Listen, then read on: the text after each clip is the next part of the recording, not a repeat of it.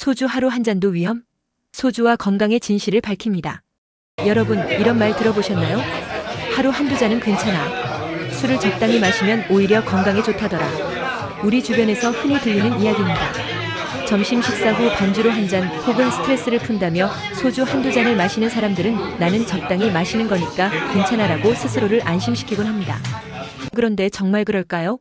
적당히 마시는 술이 건강에 괜찮다는 이 말은 과연 사실일까요? 오늘은 우리가 잘못 알고 있던 술에 관한 상식과 과학적으로 증명된 음주와 건강의 진실을 낱낱이 파헤쳐 보겠습니다. 듣고 나면 소주 한 잔이 우리 몸에 미치는 영향이 얼마나 큰지 알게 되실 겁니다.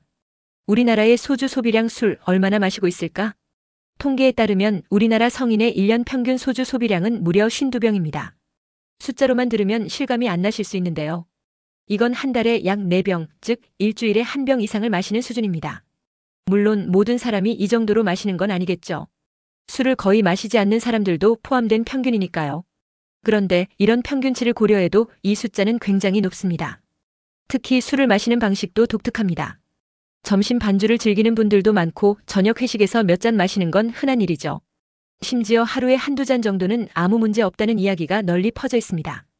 많은 분들이 나는 많이 마시는 게 아니니까 괜찮겠지라며 술을 마시곤 하죠. 그런데 문제는 이겁니다. 우리가 적당히 마신다고 생각하는 술조차 정말로 안전할까? 이제부터는 술이 우리 몸에 어떤 영향을 미치는지 구체적으로 알아보겠습니다. 술은 발암물질이다. 술이 건강에 좋지 않다는 건 대부분 알고 계실 겁니다.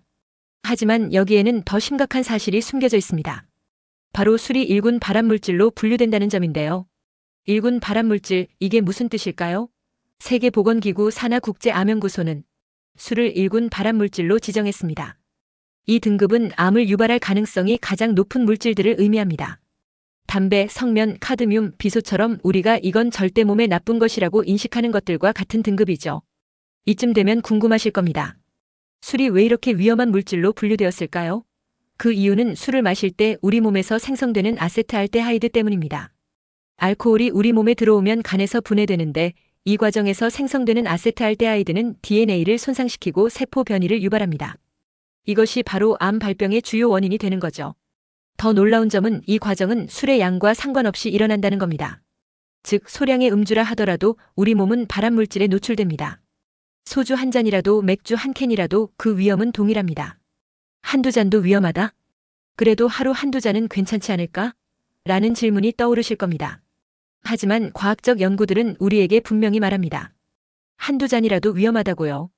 서울대 의대 연구팀이 발표한 연구 결과에 따르면 하루에 소주 두세 잔이 되지 않는 소량의 음주를 하더라도 일주일에 5번 이상 술을 마시는 사람은 위암 발병 위험이 46% 증가한다고 합니다.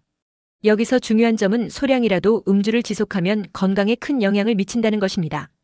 또 다른 연구에서는 소주 한 잔보다 적게 마시는 사람조차 술을 전혀 마시지 않는 사람에 비해 암 발병 위험이 1.67배 높다는 결과가 나왔습니다.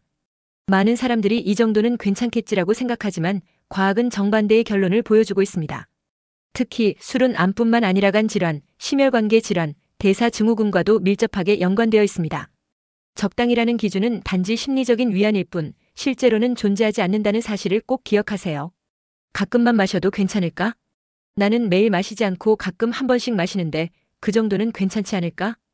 이렇게 생각하시는 분들도 계실 겁니다. 그런데 안타깝게도 가끔만 마시는 음주가 더 위험할 수 있습니다. 한 국내 대학 연구 결과에 따르면 하루에 소주 한 잔 반씩 꾸준히 마시던 사람이 술을 끊었다가 가끔 포금을 하는 경우 뇌졸중 발병 위험이 28% 증가한다고 합니다. 이게 왜 더 위험할까요? 우리 몸은 꾸준히 소량의 알코올에 노출되는 것보다 갑작스럽게 대량의 알코올에 노출될 때 더 큰 충격을 받습니다. 포금을 하면 간은 과부하 상태가 되고 혈압이 급격히 상승하며 혈관에도 큰 무리가 갑니다. 그래서 가끔씩 술을 몰아서 마시는 습관은 우리 몸에 치명적일 수 있습니다. WHO의 선언 가장 건강한 음주는 하지 않는 것이다. 세계보건기구는 명확하게 선언했습니다. 건강을 위해 적정 음주는 없다. 가장 건강한 음주 습관은 술을 아예 마시지 않는 것이다. WHO의 이 선언은 단순한 권고가 아닙니다. 수많은 연구 결과와 데이터를 기반으로 내린 결론입니다. 국립암센터 서홍관 원장도 이렇게 강조합니다. 암을 예방하려면 술을 완전히 끊는 것이 가장 확실한 방법이다. 건강을 지키기 위해선 소량의 음주도 하지 않는 것이 중요하다. 실천 팁. 술이 해롭다는 걸 알았으니 이제 실천이 중요하겠죠. 술을 끊거나 줄이기 위해 실생활에서 활용할 수 있는 팁 몇 가지를 알려드릴게요. 대안 마련하기. 술을 마시는 대신 무알코올 음료나 따뜻한 차를 마셔보세요. 다양한 대체 음료를 찾아보는 것도 재미있습니다.